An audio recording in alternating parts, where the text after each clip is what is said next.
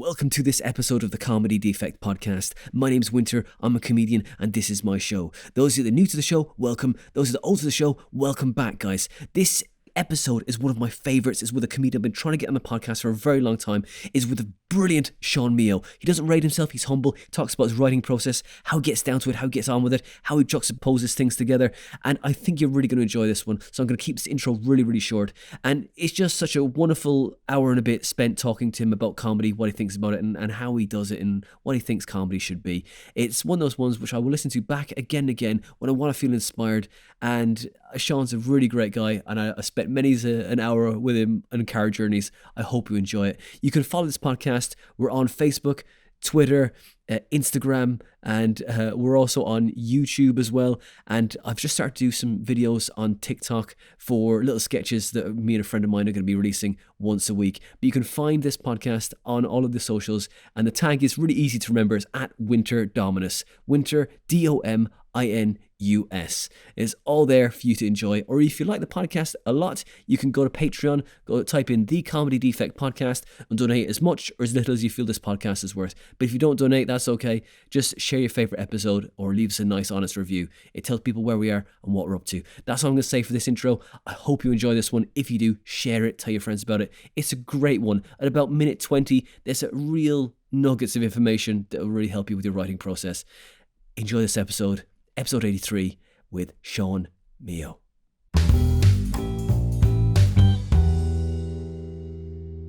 Sean Mio, welcome to the Comedy Defect. Thank you for coming into my bunker.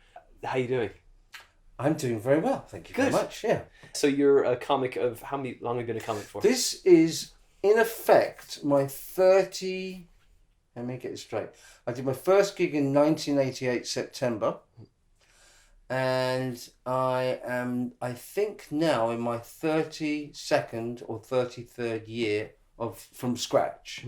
But I would say there are stages at which, you know, you can say you're doing comedy, but that doesn't necessarily mean you're a comedian. And then you when you do it full time, I think that's another stage. And then, you know, 4 or 5 years in, you can be working full time but not be the full ticket, and then you can gradually get better. I've had my dips, my ups, my downs. I'm sure everyone knows about that. Like, you think that we think the sweet spot of when you start in comedy is like 5 years, or do you know what? I think it can vary. I've talked to lots of people about this. A couple of times I've been in cars. The reason I'm doing this with you is because we sat in a car one day and we went to Plymouth and back, which is what I remember telling you. This is like the true spirit of adventure of being a comic. I think that being on the road miles count. And every now and then, you know, people even now they'll say to me, why are you going to the gig we did in Plymouth? 6 hours in the car there, you know, sit down, do the gig in that lovely little place in Plymouth we went to. They feed you. I really like that sort of thing. I really find that. And then we stay in that little bed and breakfast that was like, you know, being in something, the house from Psycho. And then coming home the next day for what most people would say isn't the most profitable gig in the world. And I just go, because I think that's what being a comic's all about. It's like being an outlaw. I think it's the closest you can be to be the outlaw Josie Wells if you choose to approach it that way.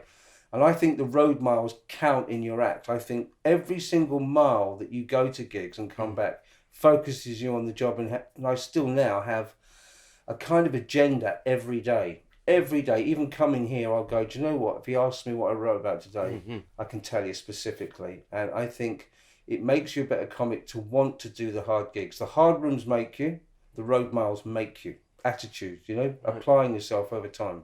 Breaks you down like in the army, you think? Yeah, I mean, I really enjoy being a comic, you know. Of all the jobs you can have, it has the greatest sort of uplifting effect on a lot of people with the lowest amount of casualties. And I say that knowing that I'm not for everyone and knowing that I've experimented with my attitude and the level to which I'm prepared to push. And that will cause, in these days of wokedom and also social media, a level of complaint that you never had before. In the old days, people go, I didn't like that guy. Now it's online. I don't read anything. I'm not interested in that.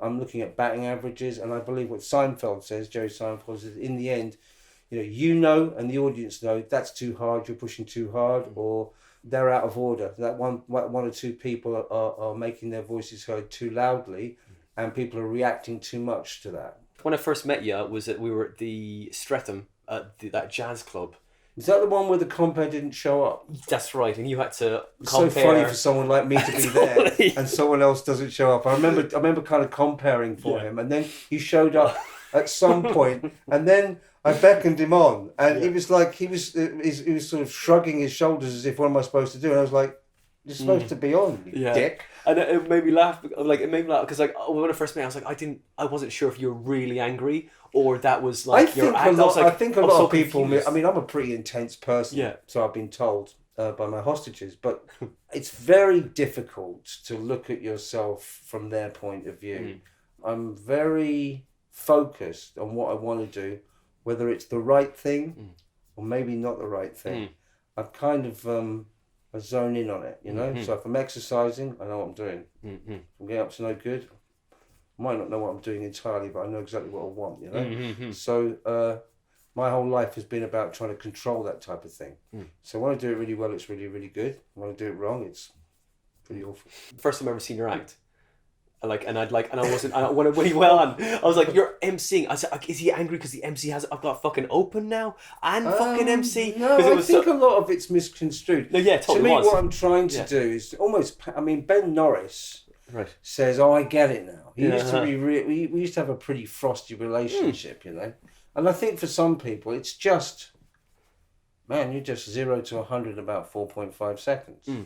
To a lot of extent, it's mock anger. And I've had to kind of work out like a good way of letting the audience know not to take it seriously, which is why nowadays what I do is I go, listen, don't make the mistake of taking it seriously, because some people have, and even though some clubs have acknowledged that their protests are wrong, they haven't sided with me, and that's up to them. You know, no one's under any obligation to book me, but in this particular era now, you have to be very careful doing what I'm doing, or back off doing it, right? So I've chosen to go maybe the hard way up the mountain for no good reason, over the overhang with no ropes, right? Because that's me. You're trying to make them laugh against their will, and I'm trying to make it very difficult to explain to other people how you've gotten to that point. So I'd like to push them over the cliff a little bit, you know? Now, I didn't used to always be like that. I used to be a little bit more approachable on stage, a little bit more upbeat. I think you go through different incarnations, you know? If you look at, I'm not saying I'm an artist as such, but I mean, I think you're allowed to kind of experiment a little bit. And I'm someone who most people who know me, and there aren't many that do, would go, you push all things. So at the moment, I've gone no swearing for the most part. Occasionally I do it just to put my foot down on the gas and see if the car's still got anything in it. And sometimes I do gigs where, like you're doing a military gig or something, and I feel it needs it. Or I'm doing a Christmas gig and they haven't had what they've been promised, and I don't go out to make up for that, but I push them. I just go, do you know, if you're going to buy into this, I'm going to go down all guns blazing. I don't lose here.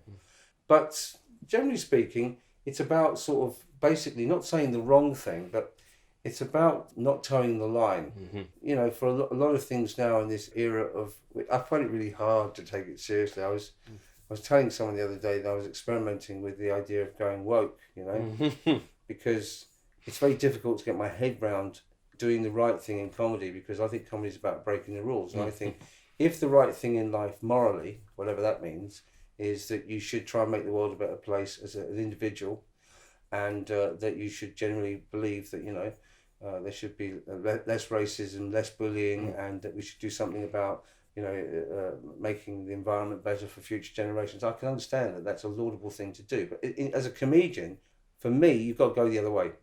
So for me, the right way to go with clearing up plastics from the sea is to train an army of dolphins to swallow the plastics and regurgitate them into floating bins. Because I've been to SeaWorld, and I'm pretty sure that'd be more interesting for them in doing that. Now, people get too hung up on it, and they get emotionally involved with what I'm saying, and therein lies the problem. I'm not an emotional person. Most people are therefore going to be more emotional than me. And I think, you know, you add various substances and moods and drink to it, and it's very easy for them to blow up and get online and do whatever they do. I don't know what they do because I don't read it, you know. I'm too busy out there. kidnapping people, Yeah. guns to their heads and all that. Yeah. Is this helpful to you, what I'm saying? No, it's great, Sean. I mean, because I feel that you're wearing a wire, and this is all part of trying to get me to confess to various things and various bodies that have gone missing over the years. There is true. You're going to have to try harder than that. This is all linked to China. You see, right now this is being streamed China? live. Don't get me started on China. You been to China? Yes, I have. How'd you find it? I loved it. I thought it was great. Mm-hmm. But maybe that's what they want me to think. Ruled with an iron fist. Would you agree? But yeah, I've had phone calls from the Chinese embassy. Oh, hello. You're arriving in Shanghai in 4 days. What are you planning to do? I don't know, this and that. You're not planning to do this, are you? Like comedy. Yeah. Why? Because you don't have a business visa. Oh. Yeah, I've had that conversation. I've been pulled out of the line in Shanghai. I've had them spread out a 20-foot square piece of plastic and told me to empty my bag. I don't even know what they're looking for. I've asked them what they're looking for. Yeah. Wow. And they do it in front of everybody. And then when I found out what they were looking for, I laughed out loud, which didn't get me anywhere good, Yeah. What were they looking for, if you don't mind me asking? A cigarette lighter. A cigarette lighter? After all that, yeah. Funny enough, you can get loads of things through customs. I've tried, Some airports are more strict than others. I mean, I don't want to go into details about that, but Sure, no worries. Things can cross lines very easily. And sometimes when they're looking for something that you don't think they're looking for, it's actually quite hilarious when they go, "What's this?" and you go, "It's a bit lighter," and you go, "Okay." Oh, great. Funny. So you've been gigging in Shanghai then? I've been all over the world, to be honest with you. I think I've gigged in the Nordic countries. Well, I've gigged in Norway a few times, put it that way. That was excellent. They were very, very sober audience. They speak English as a second or third language to such a high degree that you can really give it some nuance, and they don't drink before they come there, because if you've been to Norway, it's very expensive to drink there.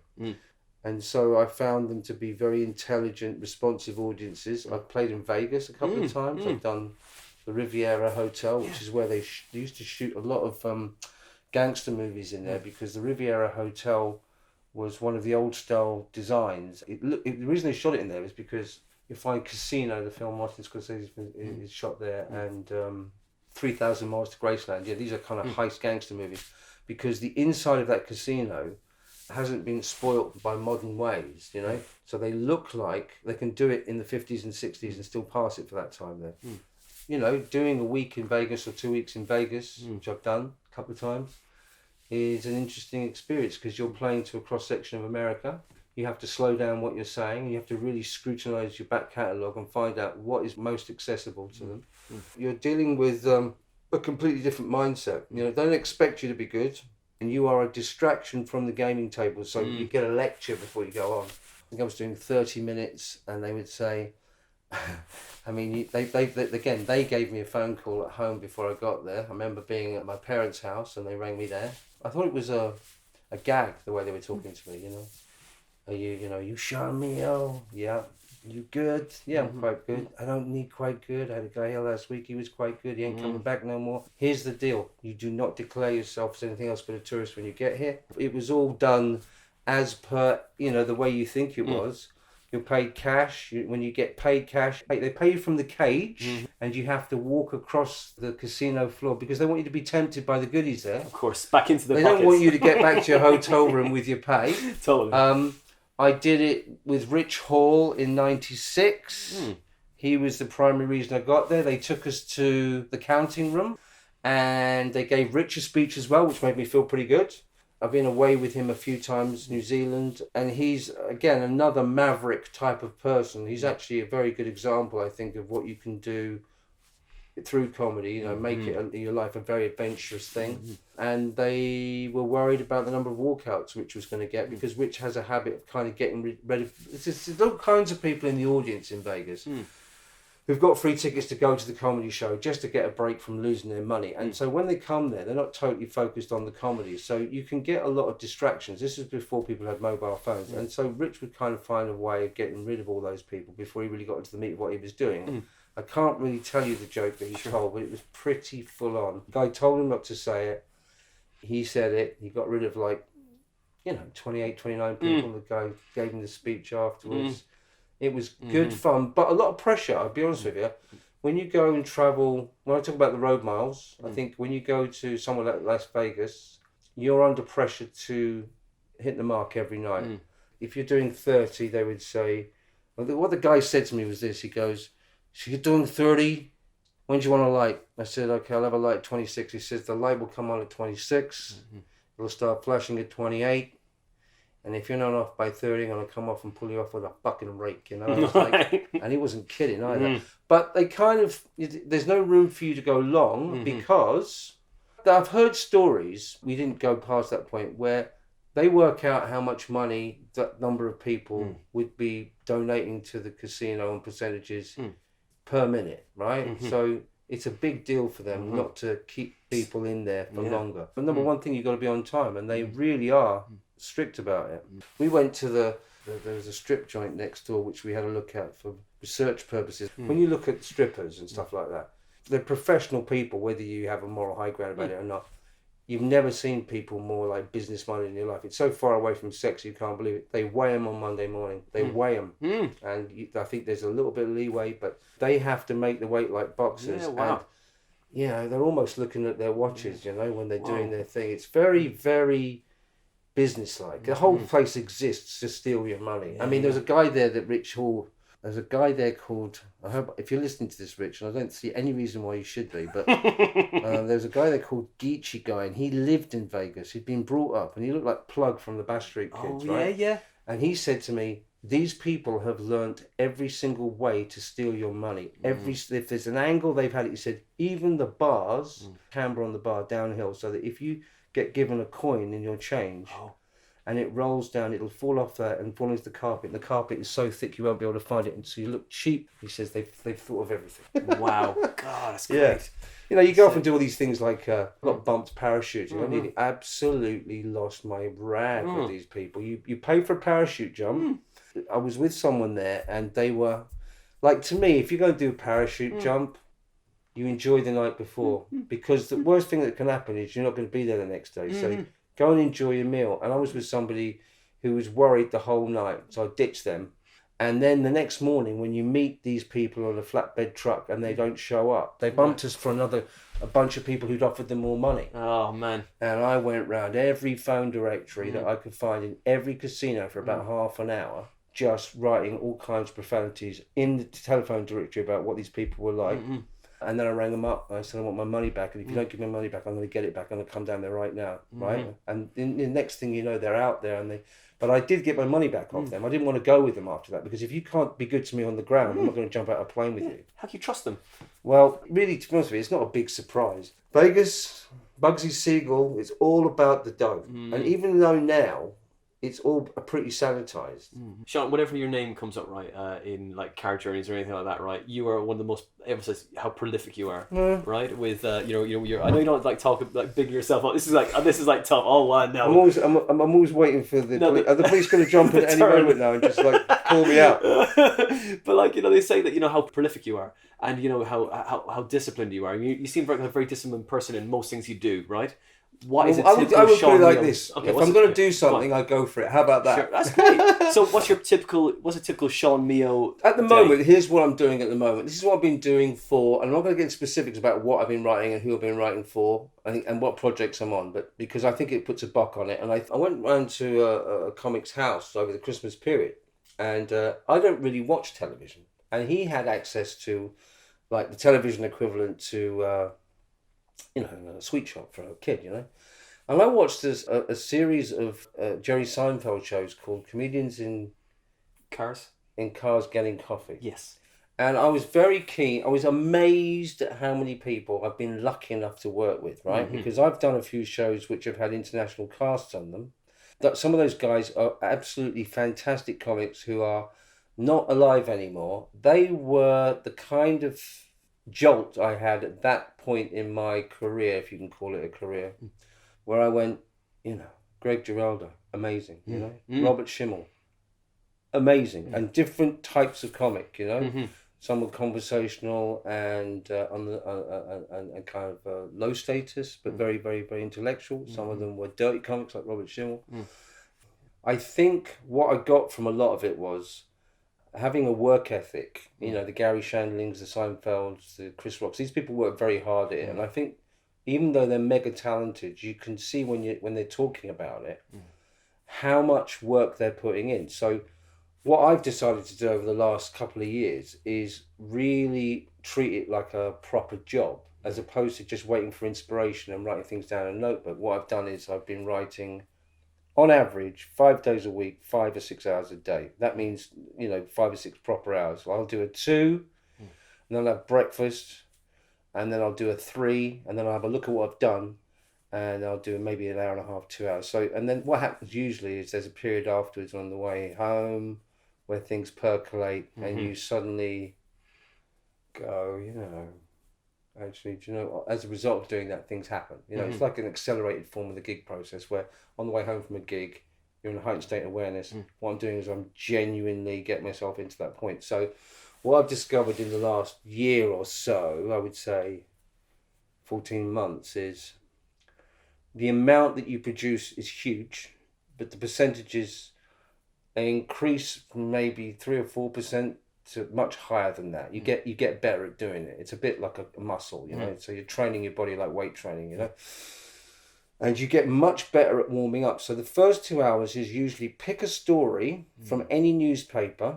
Like today, for instance, I was on the way in, I went, and also I go to the gym first, and instead of being up at 3 or 4 o'clock in the morning. What paper? Doesn't matter. Any. And it's usually for the kind of same effect that you would get of watching the little ticker tape that goes under the Sky News, right? Now, here's what I would say that works for me, right? It's a bit like Gary Player said, the harder you work, the luckier you get. You're going to get better at doing it, but you're going to get more hits. You're mining for gold, and if you do it 8 hours a day, you've got more chance of hitting something if there's gold there, right? So I'll look at the Metro because it's free, but I'll also look at the Sun because the Sun is not really something I really like, but I don't dislike it. But it's written, the first paragraph that's in bold encapsulates the whole story that may be in 2 or 3 pages. So it's a précis. It's very succinctly written. There's lots of words in there that can be trigger words. It's done to basically appeal to the writing ability of a 12-year-old. Even though that's not really what you would expect from buying a newspaper, like a lofty newspaper like the Telegraph or the Independent, it's very skillful for people to do that. And what happens is you get words in there that may not be in the other papers and quicker, right? I'll look at a headline, or I'll look at the Daily Mail. I don't care really, If a story that's on the front 2 or 3 pages, or maybe up to page 7, has repeated in those, I might just look at the headline on it and then get one of those 2 papers and then read it. Just read that whole article and then get a pen out and I'll look at words that trigger off on it. And then I'll think about everything I can think about to do with that. And sometimes those stories will be like, for instance, today I was reading about, say, people being woke, and also the Oscar nominations. So not only have you got the Oscar nominations coming out the last couple of days, you've got the woke people, the worthy people, talking about what they don't like about it, which would never have happened before. You just get the Oscar nominations, and there's plenty of them. There's different categories. And then you've got all the titles that come with them. And then you've got, do I like woke? Do I not? Am I going to pretend to be woke? Right? So off the back of it, I thought to myself, 1917, the movie. People are screaming about lack of diversity. Where can you get a joke? Can I get a joke in there? And I thought, what's really funny is if you said, well, I think it's funny anyway, is I went to see 1917 and I can use the same setup for different punchlines. So I went to see 1917. I was appalled at the lack of diversity. That's the setup. And the lack of diversity would be this. The title was 1917. All the numerals are odd numbers. There's no even numbers, right? So I'm upset with that. Then I also go, well, here's a stupid thing to think. Obviously in World War One, it'd be mostly men. So I want to go, where are the Chinese people? Where are the Eskimos? All the rats are grey, right? So you've got yourself something. These are not brilliant things, but what I'm saying to you is you're getting yourself into thinking funny. I'm going the wrong way. I'm moaning about something. I know that now people are moaning about that film and saying there's a lack of women in it, which just shows you how warped their thinking is. There were women out there, but if you go out to those battlefields, you'll find there were very, very few. And to tell me that a film that's made about that is being unrealistic, it's just, I got no time for these people. In comedy world, it's going the wrong way. Like even in like Laurel and Hardy films now, they have like before the actual episode, they have like things that says, do not be offended by anything you will see in the next 10-15 minutes. Because it's like so, because it's from the past. I think, there's a comic John Ryan, right? John Ryan has a really good thing he says before he goes on stage. And I talked to him briefly a while ago. He's got great people skills. You know, he's a very good example of someone that if you're a comic, like there are loads of comics out there that can do quite a lot of time on stage without saying very much. And I'm not saying he's one of them. He's got a mixture of things. He's got great people skills. He's got a very everyman type of appearance, a very blokey way about him. He doesn't alienate anyone. But even though he doesn't do that, he still says this, right? We live in an era where we don't choose to give offence, but people take offence, right? And I think that's a really great way of approaching the situation comics are in now. And he does it, I think, because John does a lot of work for the NHS. If I'm wrong here, John, I'm sorry. And he does a lot of cruise gigs, which are much harder than people think. You know, you get a lot of snobbery in comedy. And some of it is that people who haven't done these gigs or can't do them very well will have a go at people who... I'm telling you now, doing clean 30s, 3 separate ones on a ship in front of people who are in wheelchairs, who are being fed, who have carers, who are... And let me tell you something, I've been on cruise ships. There's a lot of people who get on cruise ships with... I talked to a guy once on a cruise ship, and his job was to weed out the professional moaners, right? I don't know what his job title was, but I'll tell you what. He's a South African guy, like laser beam sharp.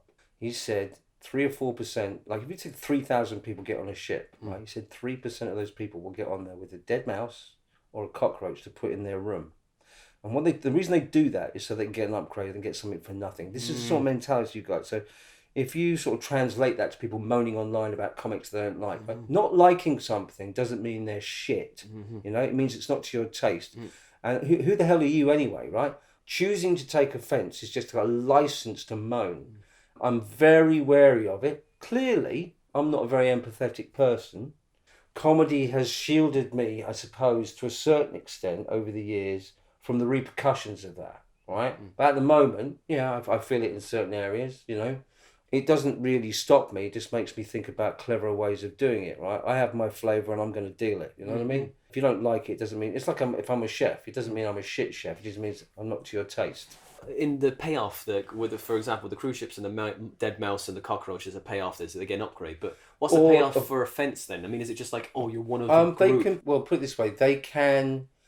If enough of them say they didn't like this guy, you cannot be booked. It can have an effect on the booker's fear of booking you again. Sure.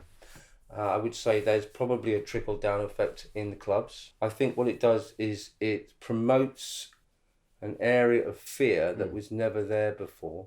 So I think it's an occupational hazard, but it's not the same as heckling. I think heckling is someone... I mean, listen, don't get me wrong. I would say in the last couple of years, I've had some dramatic ones, but really difficult on the spot to argue your case in front of... You know, if you make a joke that involves someone who's disabled, with some disabled people in the room, and they get the wrong end of the stick, they can all march out. Well, you know, most of them do.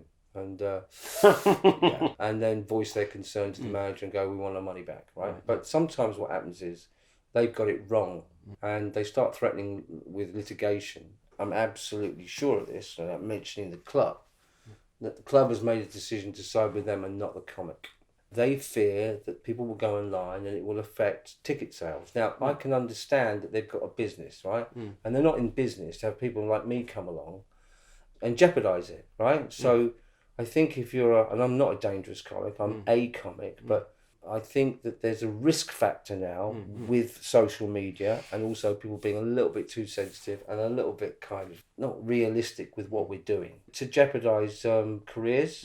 You know, it's very hard running a club. I know people who run clubs, you know. There's some of these clubs that are running like twice a month or once a month, you know. You can wreck it with a comic that's being dangerous on the night, and out of 100 people, 80 loved it and 20 didn't. And that 20 people can really have a massive knock-on effect. The needs of the few are destroying the needs of the many already, isn't it? It's the other way around. I think it's you know, I think in the Rubik's Cube of life, if you want to call it that way, you know, you're always looking for the perfect combination to try and get on with this life. But I mean, in the end, to me, just, you know, you're 2 steps up and 3 steps down. You continually have, and for me personally, I've had to,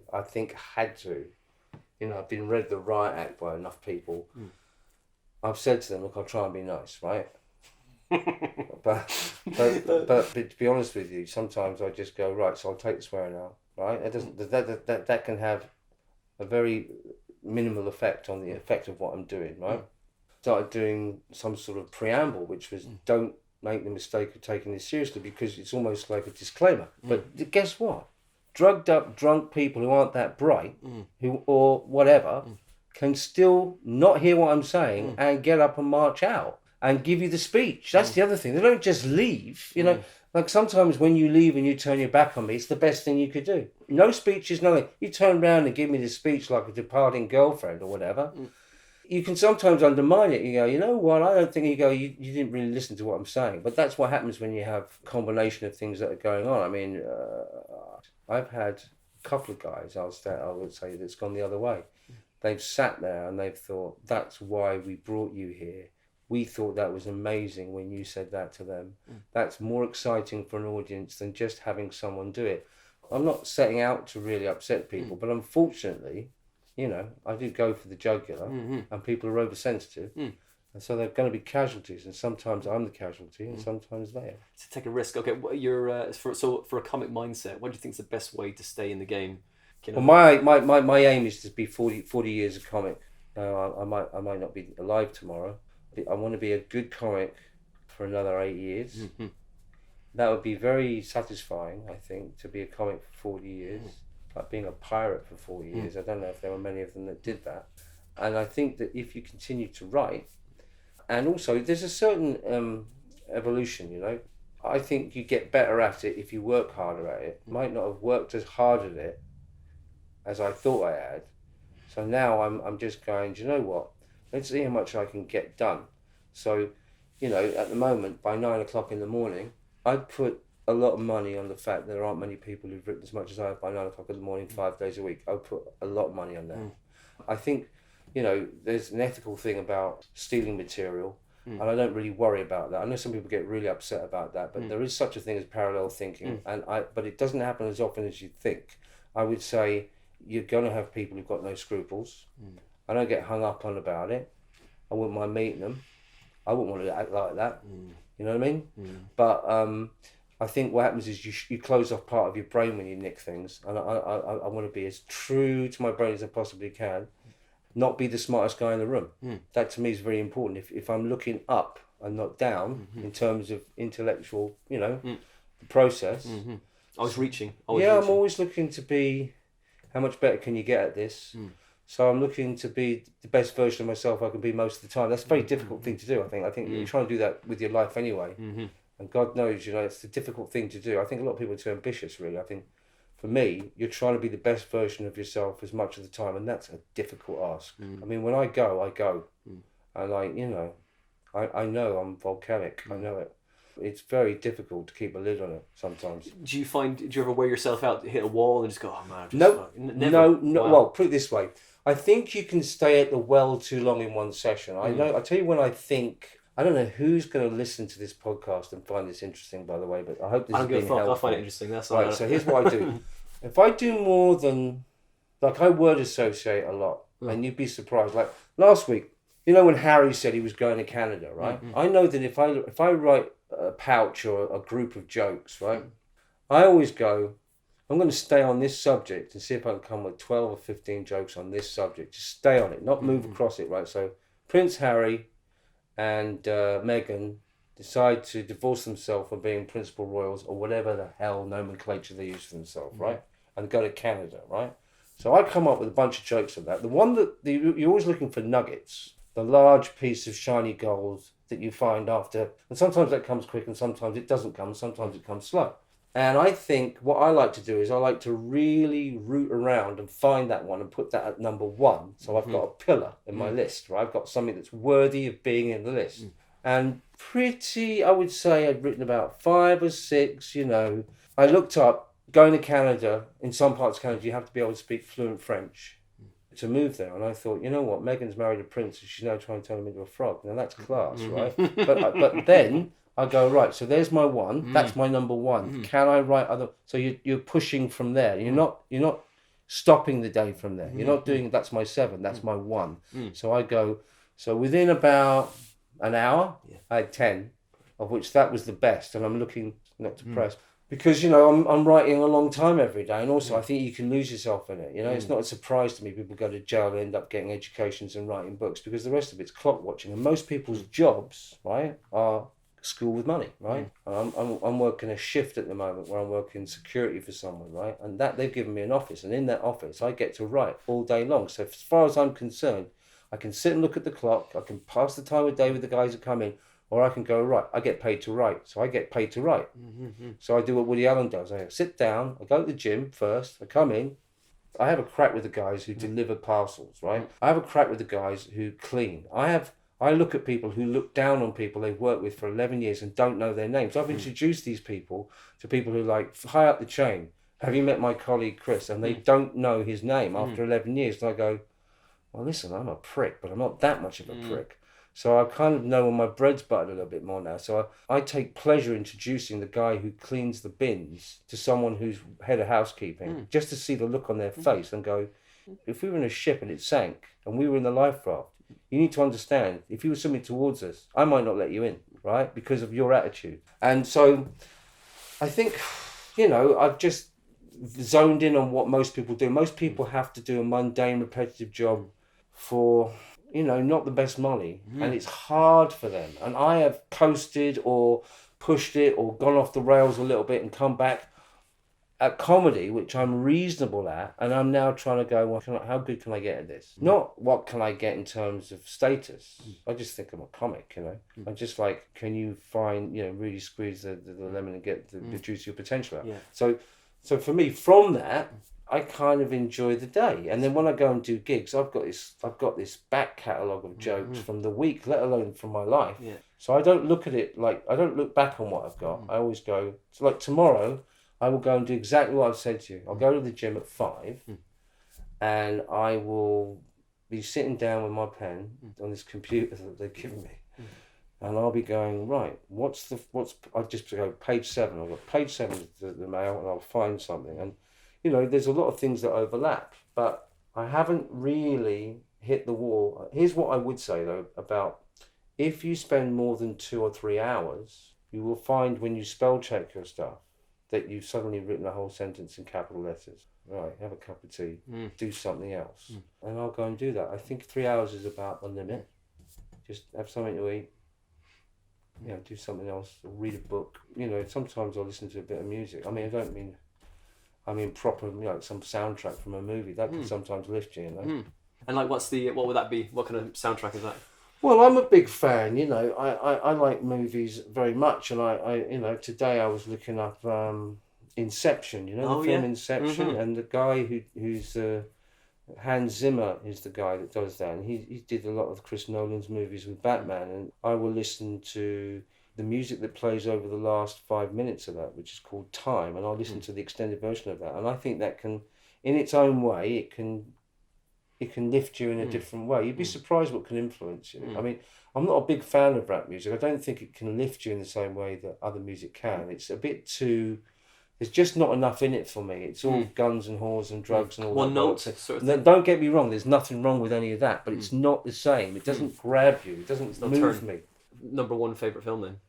I think that's really difficult. I think that's a very difficult thing to do. I would say... Is there like a... Because I know what mine would be for me. It'd probably be... Well, then you're a better man than me. Not saying that's a bad thing. Because I'm in your house. Go on. I say I love Conan, like the Barbarian, not the Destroyer. Right, well, then that's the end of this interview. No, but Conan the Barbarian. Yeah, because it's just... What, the first one? The not the Destroyer. The Destroyer is too camp. Who directed that? I have no idea. Who wrote it? I've no idea again. Right, what's your favourite film you ought But it's my favourite film is in the feeling. I think you'll find.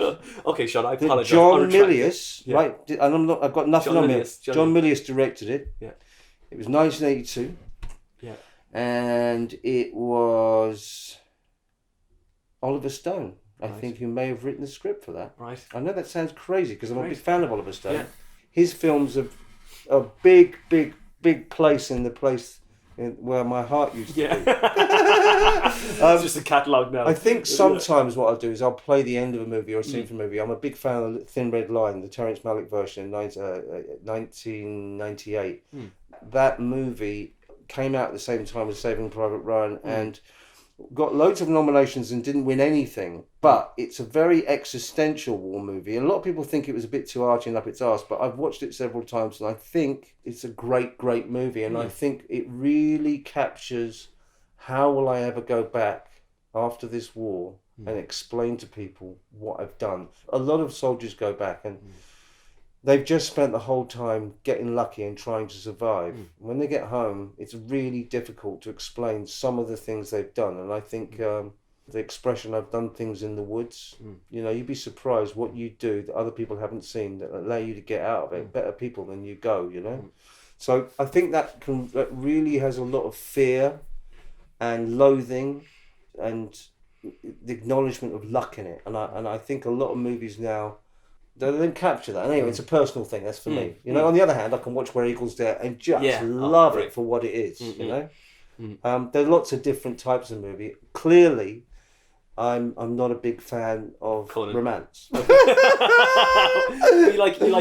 must like a Bridge Too Far and like Richard Fleischer, I think, directed Conan the Destroyer. Right. You're into really dangerous territory if you start arguing with me about film. No, not at all. Not arguing at all. Have you ever seen a film called The Professionals? Lee Marvin, I think so, 1966. Richard Brooks directed. Got a great piece of dialogue in it when Lee Marvin is being questioned by one of his team. It's a Men on a Mission movie, right? They're going off to get Jack Palance because he's kidnapped someone's wife, And it's like 1919. It's one of those periods of time where the barbed wire machine guns have been invented, which was kind of the beginning of the end of the West, right? So you've got the Pinkerton Agency can hunt people down, and you've got Lee Marvin and Burt Lancaster, just colossal stars, just burning the screen up.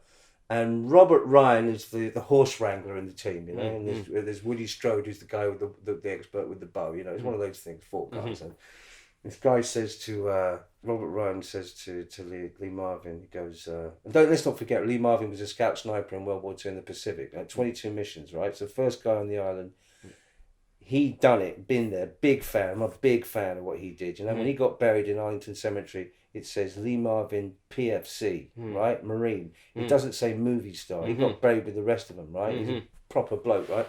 And this guy says to him, what kind of people thrive in these conditions in the desert? It's boiling hot during the day and it's freezing at night. And he goes, men tempered from steel, men who endure, tough breed. He goes, what, like you? He goes, no, like the guy we're chasing. Fantastic. That sort of thing. I can look at a little clip of that and go, that's fucking amazing. Yeah. And then just go back to writing jokes, funny enough. Yeah. Did you ever think of joining the military? I can neither confirm nor deny that. I've had my moments. Right, okay. I went to Afghan a couple of times, talked to other people who've been there, and there's a few comics I know who've been there.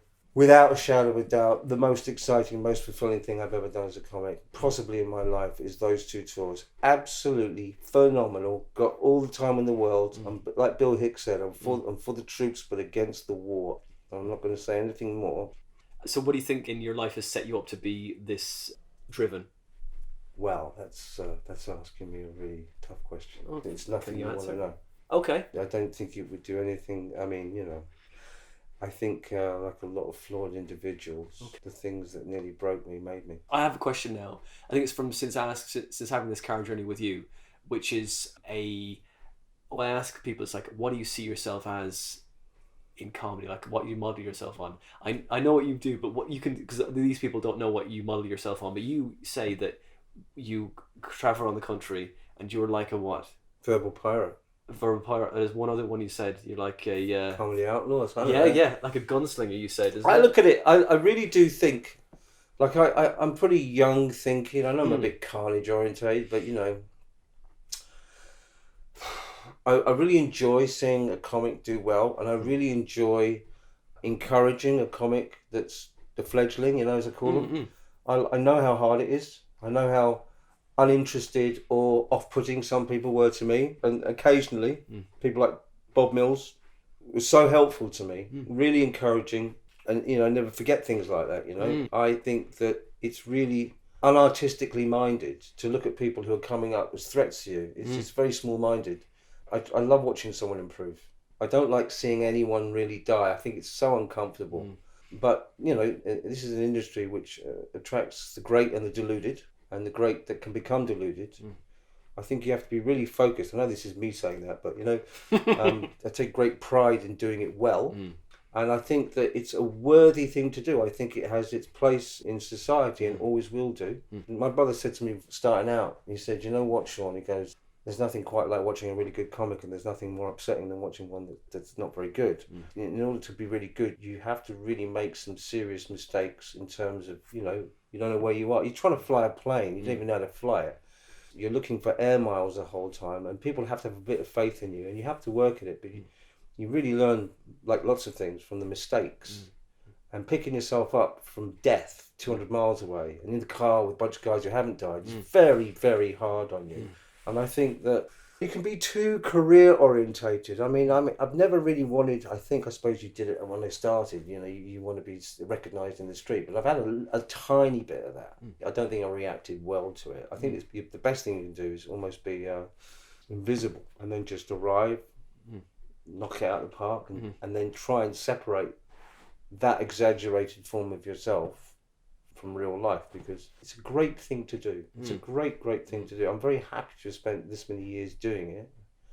We'll see what happens. You were a snooker player, weren't you? Yeah. Do you think like that's incredibly disciplined as well, and like you have to... It was. I'll tell you what it taught me. It taught me that I wasn't as good as I thought. I mean, you know, I think who have I met in the last couple of years? I've met John Higgins, right? He's won the championship 4 times. And I was really, I suppose, surprised. He came to the Comedy Store and he'd just been playing in the English Championships in Crawley. I said to the doorman, I said, that's John Higgins over there. And he said, that's not. I said, listen, I'm telling you, that's John Higgins. I went up to him because he came to see the Cutting Edge at the store. Like, I performed in front of some actors I really like, you know, like Tom Wilkinson, you know, and Billy Connolly and people like that, where you're concerned not only that you want to do a good job, but you want to show them what you got, you know, but that they like it, right? Those are the few occasions where I've just thought, this is no place to die. And also, do they, you know, and also sometimes you can't see whether they're laughing, you know. So I think when Tom Wilkinson came, who's been Oscar nominated twice, and if you don't know who this actor is, he specialises in playing like stern authority figures, you know. So he's in the Full Monty, he's in, and I remember saying to him afterwards when he was at the store, I said to the soundman, I said, can you tell me if he's laughed at this when I come off, right? So I come off and I was, I'm a professional wind-up merchant. So I said to her, did he laugh at that? He said, yeah, he laughed his arse off. I said, well, it doesn't look like he's laughing his arse off. So I said, listen, I'm going to go say hello. I'm going to go in and out and just go, listen, I really like what you're doing, just leave in 5 seconds because you don't want to bother them.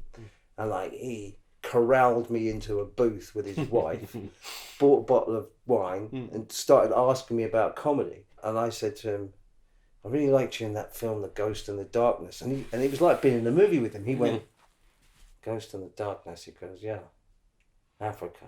I said, you know, in the movie, which is set in like 1890, the guy says to him in the movie, he says, do you like being in Africa? He goes, I fucking hate Africa. I said, that's really funny, that line. He said, it's not in the script, I just fucking hate Africa. I thought it was really fun. I had a great time with him. I really liked being able to be good in front of those people. Of course. There are times when I died on my hole, and that's horrible. I think the thing with when I was playing snooker was, I beat a guy in the top 10 in the world once, and he wouldn't shake my hand, and I just felt so aggrieved. I just went, because he thought it's beneath him to lose to someone like that. I play out my skin, he doesn't perform, you know? Those two things, like, you know? And I was so annoyed, I was so angry. And then in the next match, you can be struggling, and it's the matches, it's when you struggle and you win, it's much better. You know, when you're playing well, you play well, but keeping it up's difficult. I remember playing Joe Johnson in 1985, and on the way to the tournament, I was in a car with a guy called Neil Folds, and we were involved in a car accident. The car ended up upside down in a ditch, and we were unscathed, and Neil carved a swathe through this tournament, this big Pro-Am, and won it. And I got to the last 16 and played Joe Johnson.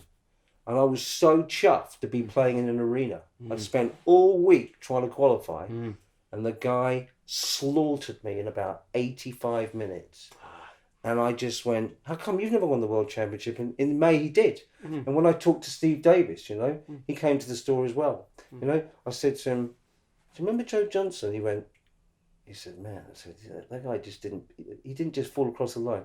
He went for everything and he got it. He went for it like he had the little shoes on. Do you remember he wore the red shoes?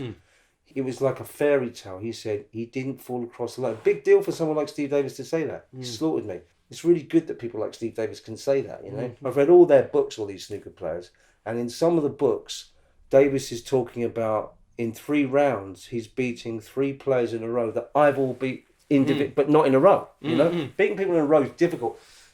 In the end, I wasn't good enough, but what it taught me was how, to a certain degree, how to handle pressure. I used to teach snooker to the Grand Prix motor racing champion James Hunt years ago, and I remember him putting me under severe pressure at his house. He would pay me £50 for 2 hours, and then he would play me for half the fee, best of 3, and I would have to give him 10 over the odds in his own house. And he said, listen, you might be able to play snooker better than me, but I'm going to show you the meaning of the word pressure. And in his own way, he taught me a lesson. Crazy. He used to leave me in the house and just say, let yourself out. And anytime you want to come round, and you know what? I remember once I went away to America and he said to me, listen, just give me a call when you get back. And I never called him. The next thing I knew, he was dead. Yeah. But these things happen, you know. I mean, I've been very lucky to be in the presence of some really great, interesting sportsmen, some very, very talented artists. And I think it all has its own percolating effect on your life. You're surrounding yourself with these people who are just the best at what they do. So it's going to make you better, right? James Hunt was one of the most alive people I've ever met. I was truly shocked. I pulled a car over. I couldn't believe it. But when I saw the film Rush, I was on a plane going to Dubai, and I stuck it on. And I think the guy Chris Hemsworth plays him. You know the guy. Thor. Yeah, the guy with the hammer. He's hard to like. Anyway, listen. He gets him off to a tee. I'm telling you, I was around the guy's house frequently, and he has him off to a tee. And I remember the first thing I ever saw when he answered the door was a guy showed up with no shoes on. And when you see that movie, I couldn't believe how good that performance was. That was really amazing.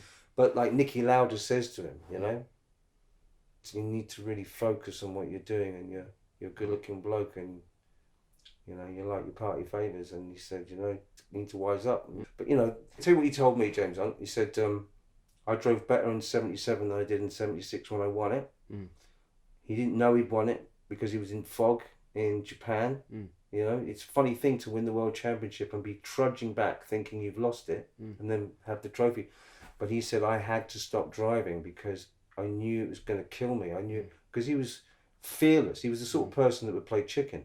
But I mean, all these things in their own way have a knock-on effect. You know, it's all about getting some balance. I know this is me saying that, but it's about getting some balance. Yeah. I hope this is interesting. I don't see how this is interesting. No, it is interesting. It's interesting. And Sean, I think you're a great comic, and I think that this is interesting for me. It's just like an archive of comics that are like, you know, that I respect. Do you know what someone says to me about comedy, right? Here's something that might have some worth to you, right? I was in a car once, not too long ago, with this guy, and he said to me, I said, how long have you been going?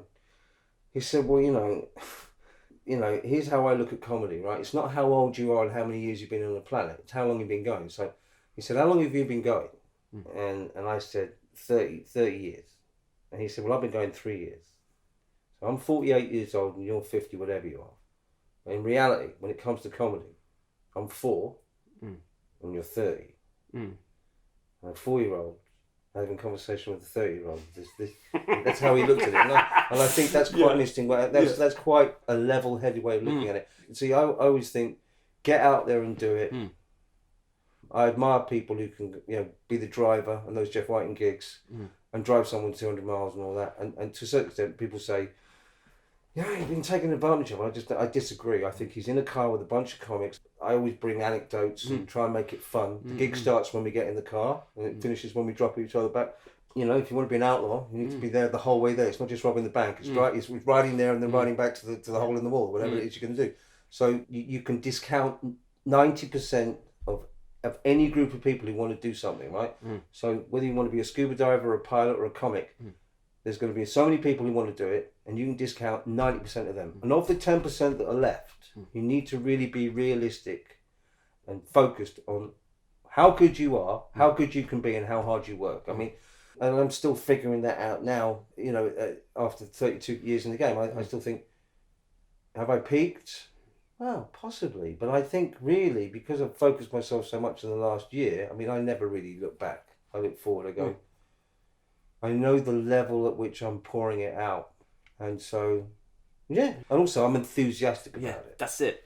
You know, tomorrow I'll be up at 5 in the gym, and I'll do 5 hours, and I haven't picked my subject tomorrow. Sometimes I pick the subject when I'm in the gym, just as I'm coming out, I'll see someone, I hear some soundbite, someone walks past me, I'll just go, do you know what?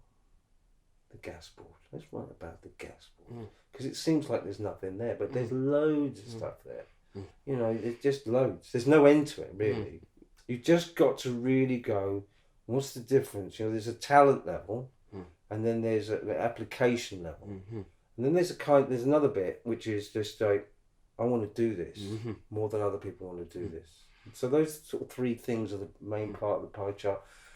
So when you were training as a snooker player, were you 6 hours a day as well, or? Well, you know what? There's an element. I've talked to boxers about this, and some of them tell me that, you know, they spend all day in the gym, and some of them spend, you know, 2 or 3 hours. They train twice a day. I think you can overthink and overwork things, a bit like the gym. If you overtrain, you go backwards. If you don't train enough, it's a very, very, very precise combination. Because I'm in a situation where I get 2 hours, 15-minute break, 3 hours, half an hour break, 2 hours, and then the time is mine. It's almost like it's been made for me. And I always look at it like, someone said to me the other day, a friend of mine said to me, he said, you fall on your feet here because it looks like a bit of a prison, but you're not treating it like prison, you're treating it like an opportunity. And just go, he said, you know what? If they offer you back into the snooker room, which I've come from, to work there, do you think you'd do the same? I'd go, no, probably a snooker day. He goes, yeah, but you're better at this, and you know you are. So you're probably better off saying, no, I'll stay in jail for money. Funny, isn't it? And I just went, yeah, I haven't been asked that yet. But funny enough, the snooker committee guy said the other day, you know, someone was thinking of leaving there. Do you want that post back, full-time snooker? Odds are, I'll go, no. And people will go, hold on a minute. They hired you back in as a professional coach. Looking after the best room in the country, and now you want to sit here and do this. I'm like, yeah, because the discipline does you good, you know. Yeah, of course. So I dug this piece of material out, and it was like from a previous incarnation of the journey or whatever it is that I've had, right? And I looked at this piece of material, and it was about like just normal everyday stuff, you know, not ice skaters falling over, or, you know, looking at people who've survived crashes who're sponsored by Marlboro cigarettes, you know, going, that's funny, you know, it's sort of going dark with it, which was about ironing boards, right? And I always think to myself, you know, I remember writing this piece of material about why are ironing boards that shape. I just don't get it, you know. I've got loads of clothes, but I've got nothing that even looks like that. You know, I've got loads and loads of clothes. But when I get a pile of ironing, I never think this is going to be hard work, but at least I've got that one shirt that's shaped like a surfboard, right? And it was from a previous incarnation. It was a more quizzical, hey, isn't this upbeat? And, hey, isn't this odd? And so I thought, well, what could I find that was similar about it? And I was looking at someone the other day who showed up and said, Jesus, it's really cold outside today. And I went, yeah.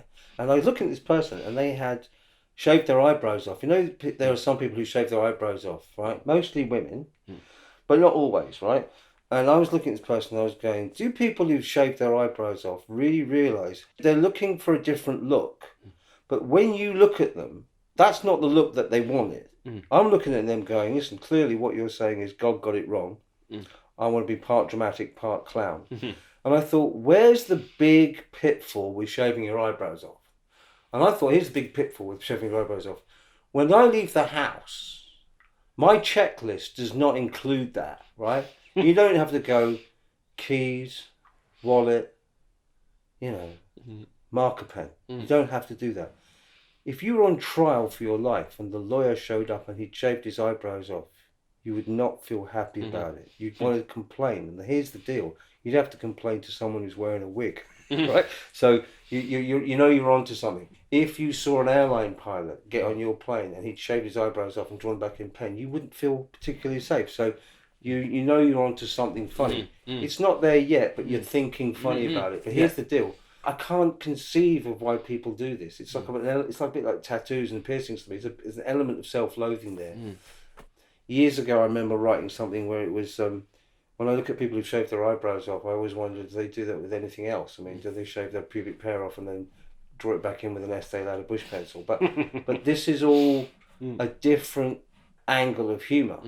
It's a world away from what I'm doing now. But I still think, you know, you're always looking to get more and more material, and you're always looking to stay within your voice. And getting your voice is hard. So seeing you on stage, you're showing them who you are underneath all this, isn't Yeah, it? there's no hiding. I mean, you know, I'm being honest about it. Listen, I'm not for everyone, and I'm not what they would call a humanitarian. Or apologetic or anything. No, I just think, you know, I was saying to someone the other day, you know, the problem isn't that we need to mend the world. The problem is there's too many people. So the solution to the problem isn't to try and make the world a better place, it's to try and cut the number of people. So I've made a list, right? So I made a list of people we can do without. And that list, well, if you take it seriously, people would be up in the air. It's genocide, isn't it? And there were people on the list who thought, I don't care about them, so they can all go, a lot of them, right? And then it got down to Iceland. They were like, why are you getting rid of everyone in Iceland? So I went out with the girl from Iceland once, and she split up with me, so that's the end of them, right? But you're looking for comedy reasons. So I think people make the mistake of applying it to real life. I think you'd be surprised. I think, you know, you've got to separate comedy from real life. And sometimes, because the lines are quite close, they go, he means it. And for me, the big angle has been to just be the right side of, I'm not sure. I mean, someone said to me, they know you don't mean it. I go, I don't even want that. I want they're not sure. They're not sure, but they're happy to be with you for that 20 minutes. They might not want to share a life raft with you, right? Or let you in. right, let the right one in. But I mean, that's the flavour I'm playing. And if I try and deviate from it, it's much harder for me to be funny. You know, I think, you know, you need to know who you are. I remember once I was on a dive boat, right, and this, when you go diving, you really are taking your life in your own hand. I'm a bit of a danger monkey, right? So this guy was going to dive with me, and sometimes when you're on a dive boat, they'll pay you with someone you've never met before, and you have to have a little conversation with them because you're going to be underwater for 45 minutes with them, and you need to be buddying with them. You know, if my stuff goes wrong, if I get technical failure, you need to help me, and I need to help you. So this little 2 minutes we're talking. So the first question is usually how many dives you had, and you can lie about it. And I tend to go, you know, some people like to think that they're not novices, so they say, I've got 400 dives.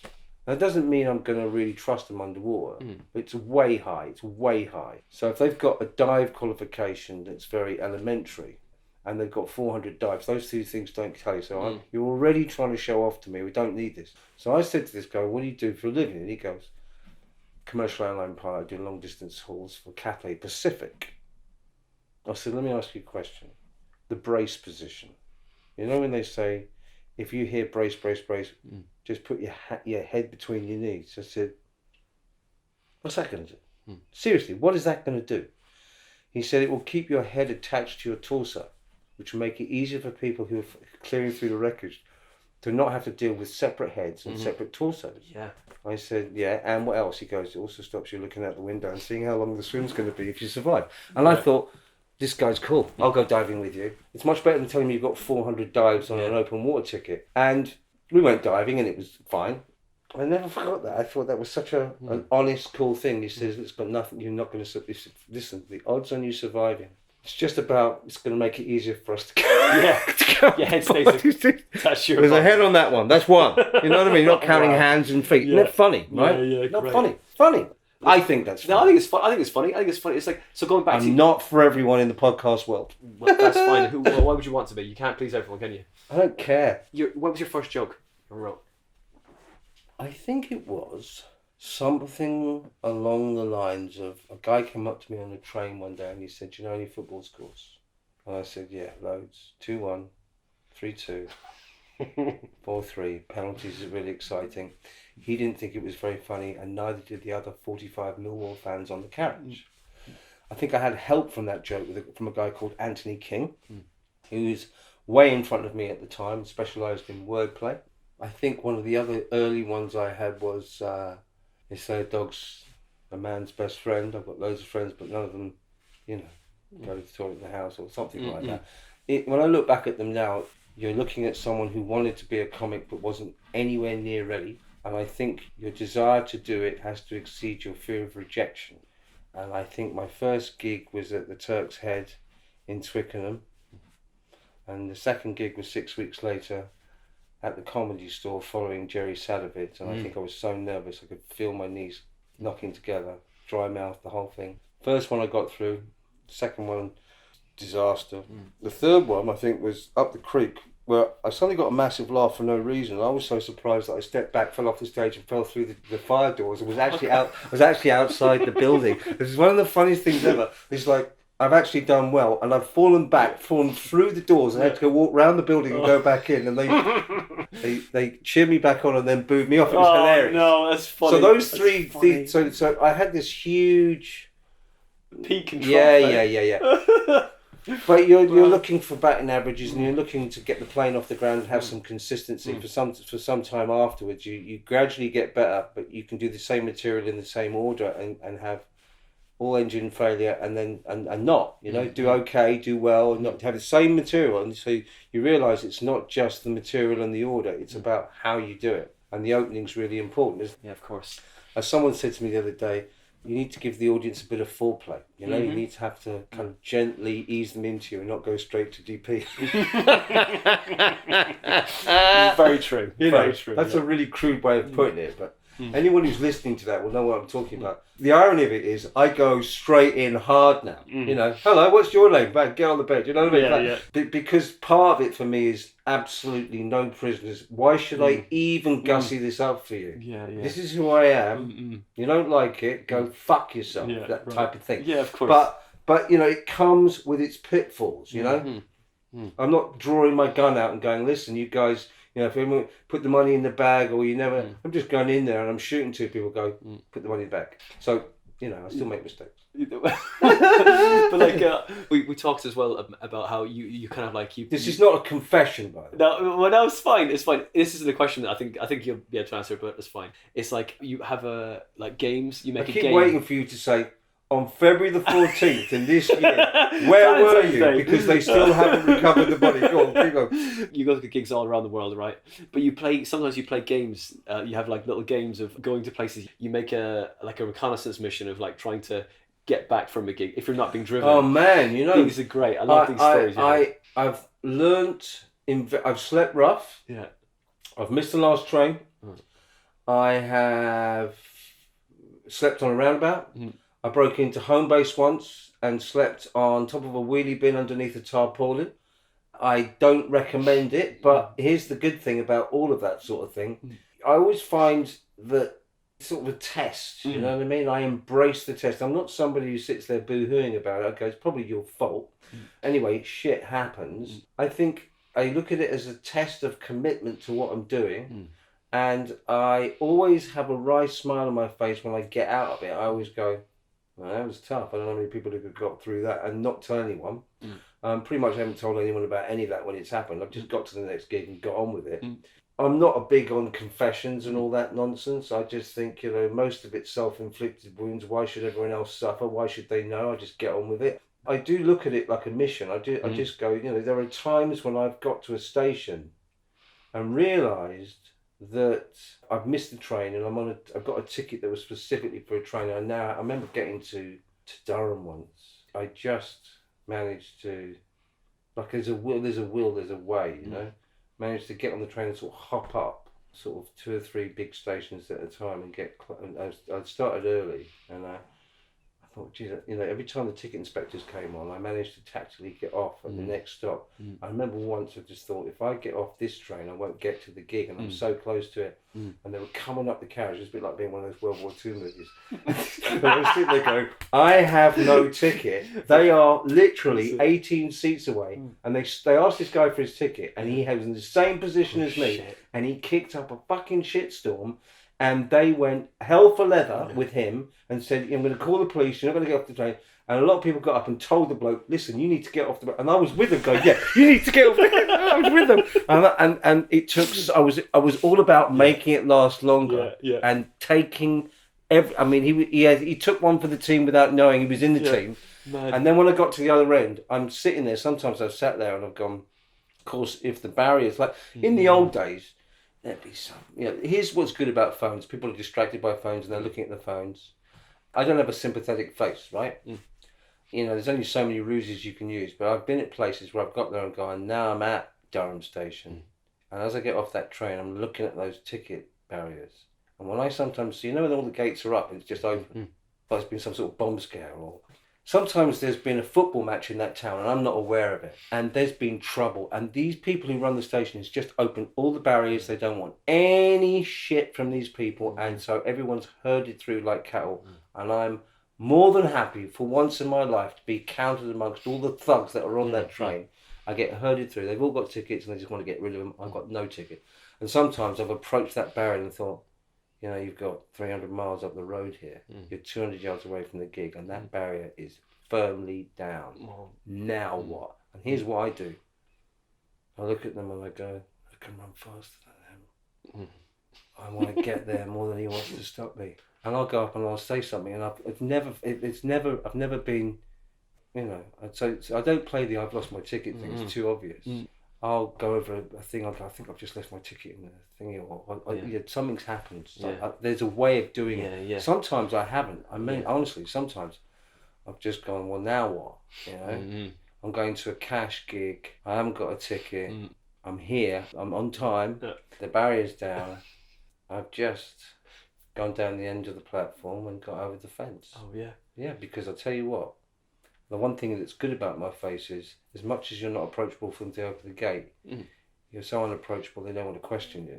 Occasionally when you do that, it's like one of those movies where you go over the fence and you go, I'm here, and there's like a woman just staring at you going, I know what you've just done. I'll go, have a great day. Good luck. But, to be honest with you, yeah, I tell you what's interesting. On the way here, came out of the where I work, and I was coming to see you here. I got off the train. I bumped into someone. I told the guy who's replacing me today, I said, listen, I need to get off to hell. I'd rather get there early than late. And as usual, it was a couple of minutes late, but it was not a big deal. As I was coming through to, I found 20 quid, which pays for my return ticket, funnily enough, after that anecdote, to get back here again. And I didn't really bargain on it, but I was looking at this 20 quid. I just looked at this seat. There's 20 quid in the seat. And someone looked at the same 20 quid as me. And I picked it up and I went, is that yours? And he went, no. I said, and they could have just said yes, and I would have given it to them. So I'm not all back. Yeah. Not all back. Yeah. But I looked at it as, here's how I look at luck, right? I'm by no means good. I've had my moments, but I mean, who is, I believe in a certain amount of karma, right? I'm more good than bad, put it that way. Right. But sometimes I think the luck that you get is a reflection of where you are. So I'm karmically like that. So I think when you get luck when you really need it and not when you want it. Final word on comedy or life from Sean Mio. It's all a fight and then you die. I mean, I look at it like if I wake up tomorrow morning, I know exactly what I'm going to do. It's going to be gym, 2 hours, 10 gags, breakfast, 3 hours of something else I'm writing, and then see what happens. I think it's all an adventure. I look at it like that. And if I don't wake up tomorrow by any strange quirk, because I did the gig where Cognito came to his full stop last week. When I was doing the gig, Andrew Bird, who runs it, rang me up and said to me, do me a favour. He said, listen. I said, what are the rules? He said, well, the usual, right? And the usual rules for me are close the gig and not the venue, right? And I said, he said, try not to die in both senses of the word. But it was really nice that they've got this tribute to him on the stage, on the hammer and the nail, which is a tribute to his attitude, which I really quite like. And I remember saying to the audience last week, were you guys here when he passed on? But there's a huge number of people in that audience that put their hands up. I said, do you know what? This is for him. And I really liked performing the flavour I've got. And I really tired them out. And I thought, do you know what? I might not be alive tomorrow morning. It's great being a comic. It's one of the best things you can ever do. It's really, really good. I like it. Well, Sean Mio, thanks for coming on the show, man. Thanks, buddy. Great. All Thank good. you very much. Thank you very much.